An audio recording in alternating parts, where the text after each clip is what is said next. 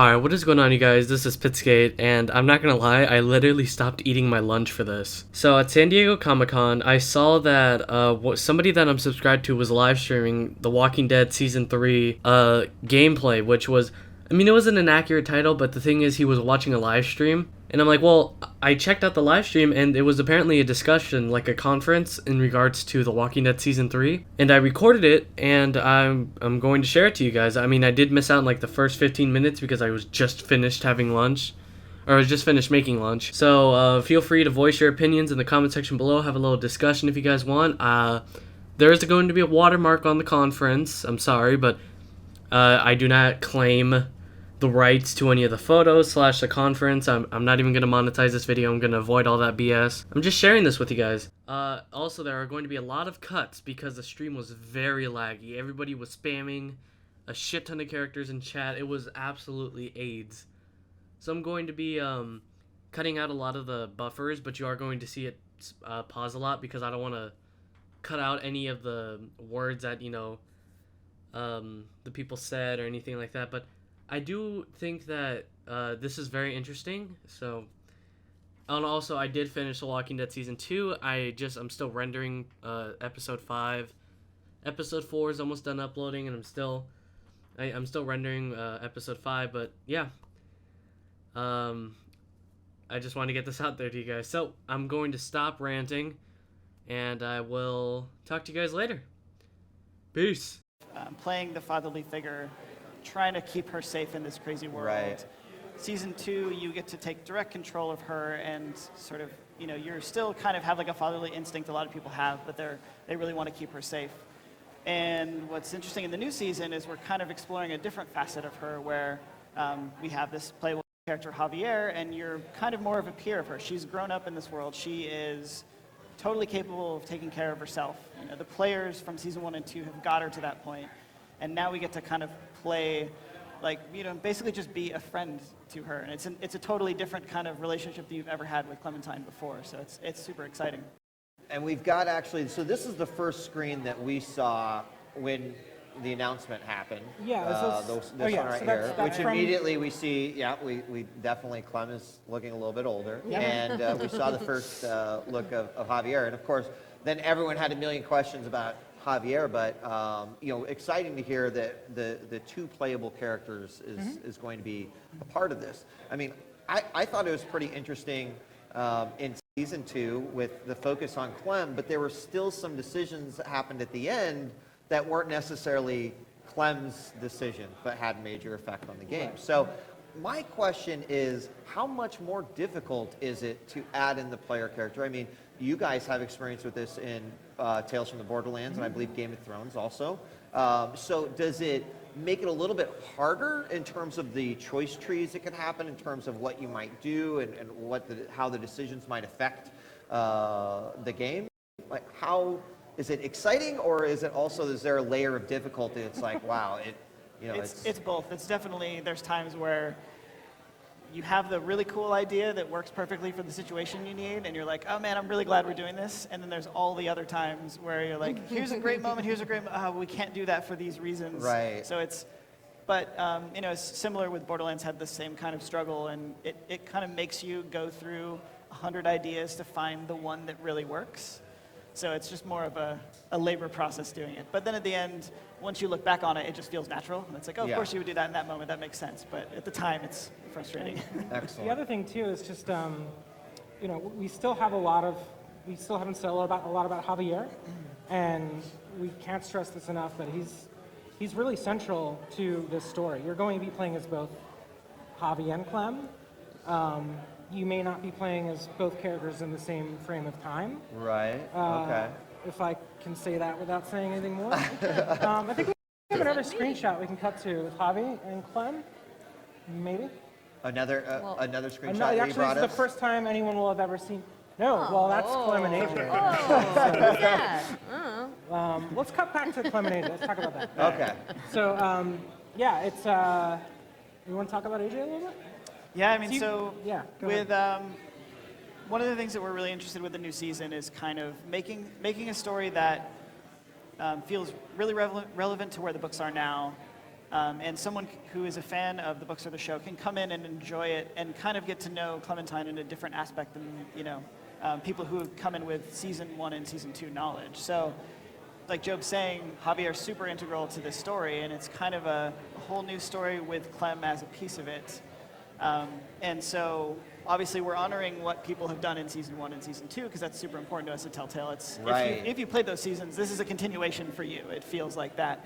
And AJ is one of the kind of things left over from the end, who is Rebecca's son. My who heart. we kind of left. Again, I'm a big fan.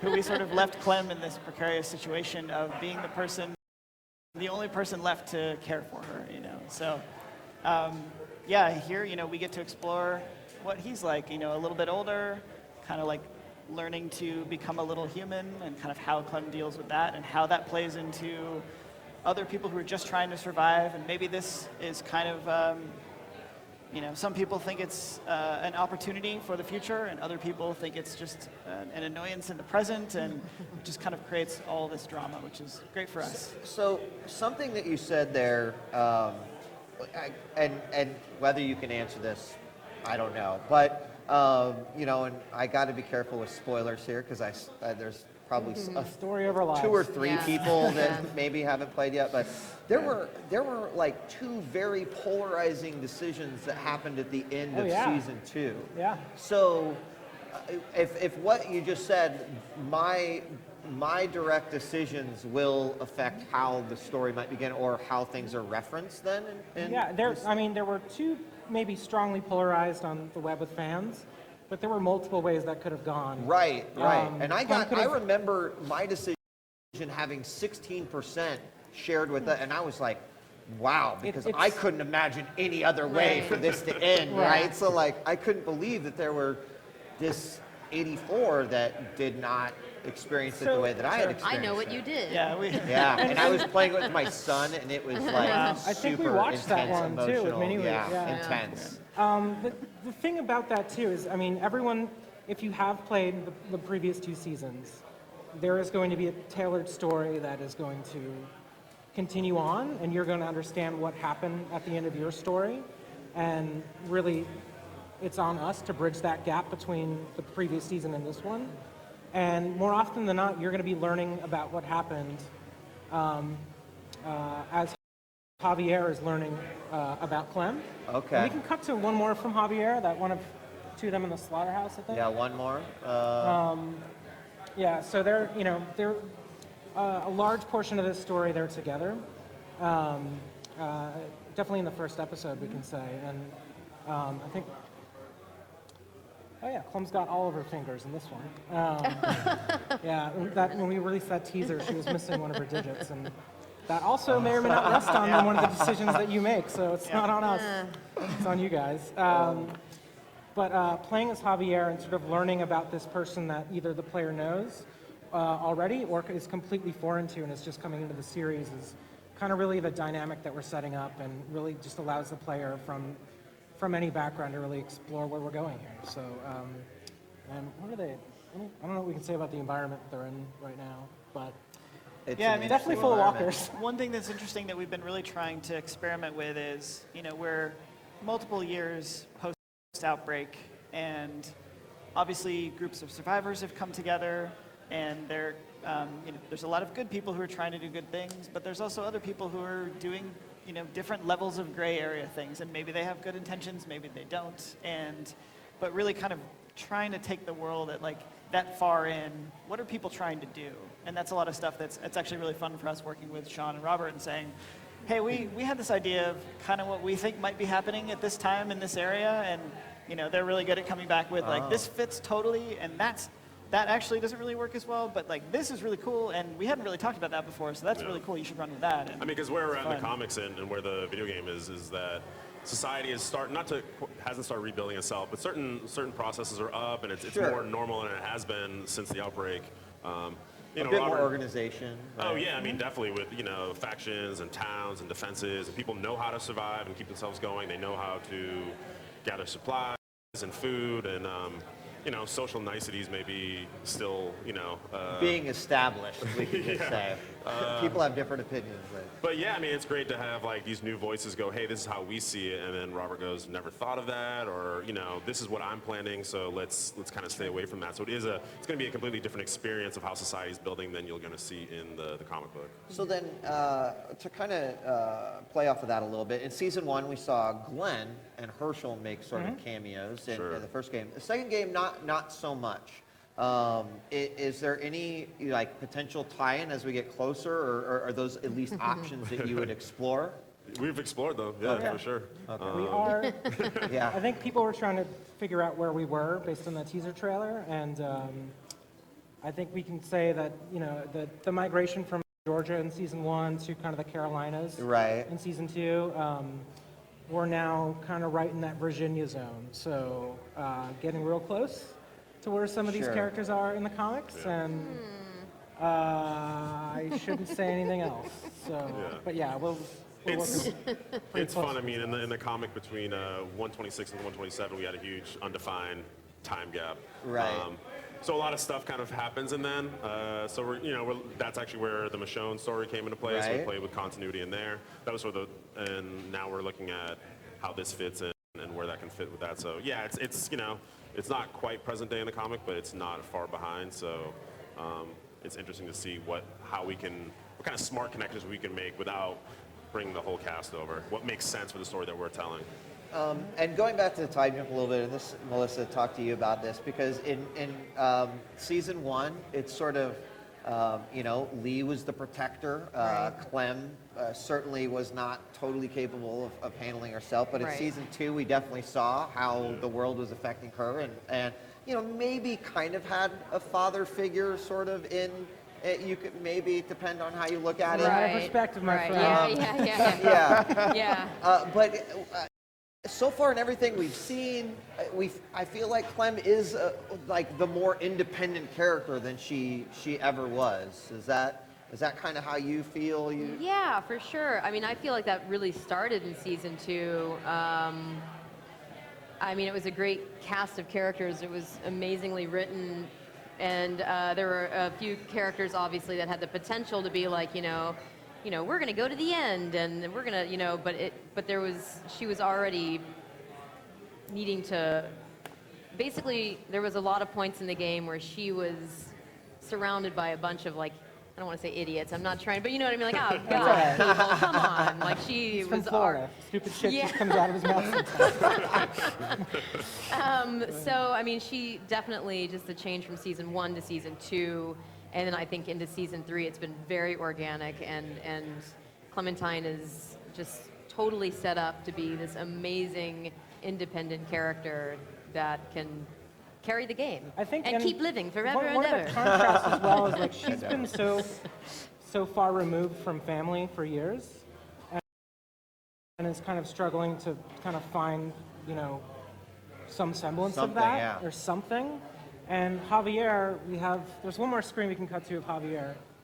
If we got that, he's got his own family as well, and he's kind of trying to maintain what so many have lost and kind of are just whisked away so quickly.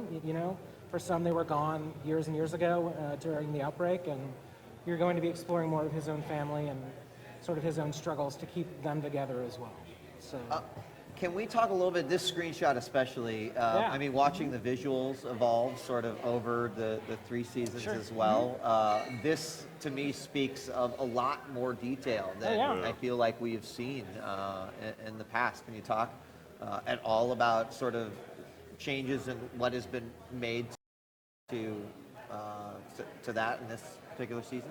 I mean, so we're always kind of working on upgrading the engine and trying to find different looks for different series. And with Walking Dead, one of the things that's been interesting is it's so consistent. We'll go do in like a Wolf Among Us, and obviously we have a Batman game coming out, all sorts of different things that kind of require different art styles. And with Walking Dead, we've really been able to just kind of take one thing and just continually talk about how we can perfect it. Sure. So even in season 2. There was lots of kind of wish list items of here's what I wish we could get into the game. Wouldn't it be great if we could kind of push things this way? And So we've always got a team of people who are just slowly working towards that vision, and we're super happy with where season 3 is kind of landing, where like, stuff is looking super detailed. We're getting a lot of great performance out of characters. So we already have great voices. Now we're able to do, even more justice to those with facial performance and the animation. And yeah, just from kind of art style, we're sort of taking the broad strokes of the comic we started with and really just kind of diving into the details, but kind of retaining that initial flavor. Which more like refined, like Yeah. you guys are kind of perfecting. For sure. Yeah. What we set out to do was really just, if you look at the first 2 seasons, the art direction was really kind of intended to make it look like the pages of the comic Sure, come to yeah. life. And now that we've sort of, have a lot more tech under the hood, some great new artists coming in, and just an amazing team, props to them. It's less about making the pages come to life and more about making the cover of the comic come to life. So more detail, more color, just more everything. So it's come a long way. So we kind of danced around it a little bit, but I feel like maybe Chad and some other folks would be mad at me if I didn't yeah? at least talk about it. But Let's do it.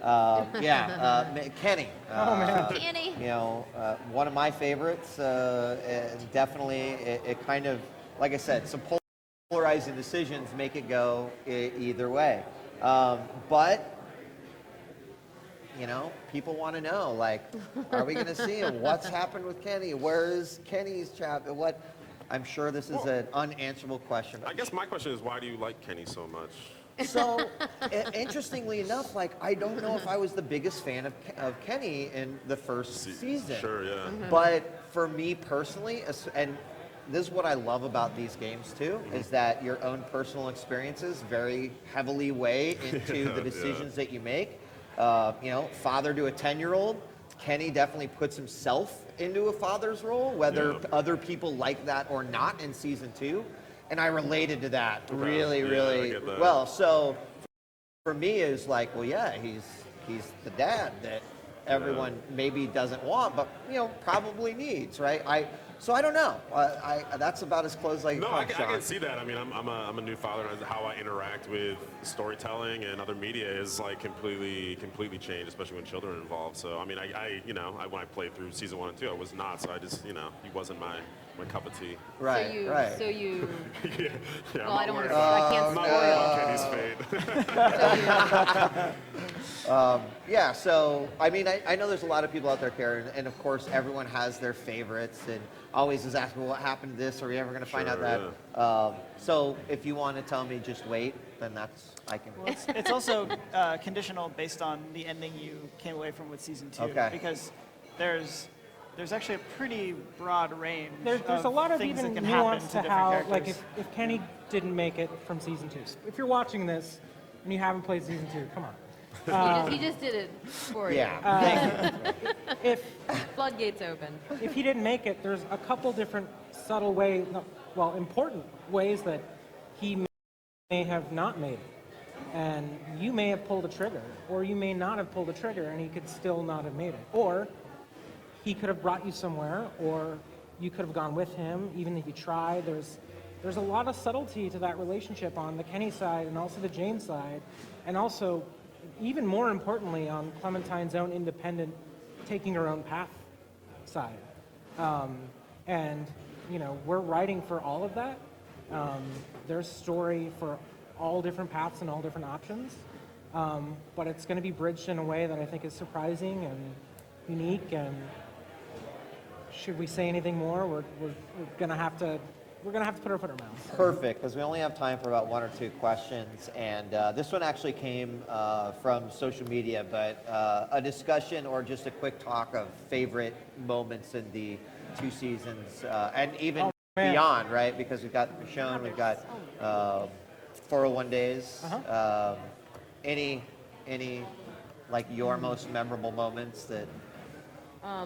For me personally, Yeah. there's 2 tops. There's 2 tops in the tops. I mean, there's so many great moments. There are. End of season 1. I won't spoil it, but to be able to, It didn't work out. things didn't work out as well as they should have. To be as a voice actor, to get to work on a project, and I've worked a lot with Telltale Games, but this is the first super emotional Like the writing was so intense and so well done that within the seasons it was just built up to this. The 5th and final episode of season 1 was insanely emotional and so sad. Did you know? Like, I found out episode 3, and that's when Dave how Benoit hard and did you myself fight to met. say no? I was, it was, I mean, it's funny because the day that we found out, that's the day I met Dave Benoit because he was coming out of the recording session, and we were just like, oh God. So that was an incredible experience for both of us, Dave and I, and then the next that was cool. I'm like rapping all of a sudden. Is season 2 when she comes out of the shed with the still not bitten was this moment of like, oh hell yeah, she's like super badass. Like this is our Clem. This is why she's a playable character. Awesomeness. That's me. You guys? Excellent. Dennis? It's hard to top that. Dennis? For me, it's weird because I kind of come at it from like a fan of what we're doing as well as the development side. Sure. So for me, one of the most things that things that were most interesting of working on this game was kind of having a hand in creating these characters that you think people are going to react one way and then they don't. And then our game is about choice, right? So you get to give people a choice that sometimes you think, you know, everyone's going to pick this. Like this is, we all agree internally, this is kind of the thing that we're trying to balance the choice around. And then it comes out 100% different than you thought from just watching people's reactions online cool. or the stat screen So at the cool. end that just shows you, you know, and it's like you were saying with your ending Yeah. that you got for season 2. You just, it's like that's how it had to end. Right. And then you see you're like 84% of people didn't Like, see that. Like, really? what? Who There's no are way. these Like, that's what it people? is. Does this affect your view You of know. humanity? I was Is with it you, like a Aaron. lesson or, Well, know, and so what's weird was, like, for me it was, in episode 2 of season 1, there's like a moment where you have limited food and you have to choose who you give that to. And after we did episode 1, we had this character named Larry who everybody hated, and the internet was basically just like, you know, we're gonna do horrible things to you guys if you don't give me an option to kill this guy because I hate him so much. And then in that sequence, one of the people you can offer food to in episode 2 is Larry. And there's also like the kids who need it. Yeah. And we thought no one was going to give it to Larry Larry. the He's the dad? bigger, older Yeah. guy, like Lily's dad. Yeah. The salt, yeah, Yep, that was there you actually go. one of my, because it was like, oh, they mean business. And Yeah, everything. yeah, yeah. Like, It's like, oh, man. this is Yeah. Walking Dead, okay. Yeah. Well, like in it's that horrible. example, like we got the, you know, we're able to see what people are choosing, not just from the stat screen, but we collect all the data, and it's super important for us internally to kind of know where people's heads are at and how we're going to plan certain, you know, moments in future episodes based on what we know, what people are reacting to. And a lot of people gave Larry food, and we were like stunned. People Like we had a named Larry meeting. gave Larry food. Yeah, yeah. All the Larrys And came we started together just in asking fans on forums and whatnot. And we're just like, why? Everybody hates this person. Like, why'd you give him food? And they were like, well, you know, I thought maybe he would like me if I gave him food, and then we could like repair that relationship. And I was like, man, like usually in a game you just want to kill everybody, right? Yeah, So that's- that was big. Yeah. Yeah. There's a moment in this first episode of the 3rd season. I'm not going to spoil, but I was fortunate enough to be the first. I was the first person to play it when we played the episode. You are No, no, no, so no, unfair. I'm- no, I I've think got you're it. going to tell I'm gonna give you a good Why one. would you even bring that up? But No, it it's fine. completely gutted me. I knew it was coming, and when it happened, I just wanted to throw the controller across the screening room and just yell at the team and walk out the room. But it happened, Awesome. and it was. You'll know soon enough. Another moment that doesn't get enough. Not a lot of people know about this. Season 1, episode 3, Long Road Ahead. There's sort of an Easter egg scene that we refer to internally as the Duck Apocalypse. And it's when Duck is bitten and everyone's on the train and Lee's got to figure out everything before the train's got to stop Right. and the thing's got to happen. But if you let that time out, there's actually a scene where Duck turns into a walker Right. and actually attacks everyone on the train and it's game over. What? And that's one of my favorite scenes that no one knows I did about. not know That's about. awesome. I should know about. Well, now this. you know about it. I wish that we had another 30 minutes or so up here, but we have to wrap up. cool. I want to say thank you to everyone here on the Thank you. panel. Thank Thank you. you. Thanks. So, Thanks. Great Dennis to be and here. Joe. Thank you guys so much. We look forward to performance in season 3, the game being released, and all the future work that we see on the Walking Dead universe. So thank you again. We're live here at day 1 of San Diego Comic-Con. We're at the Sparks Gallery celebrating all things Skybound, and we are going to be back with an interview with Robert Kirkman coming up next. Don't go away. We'll be right back. Bye.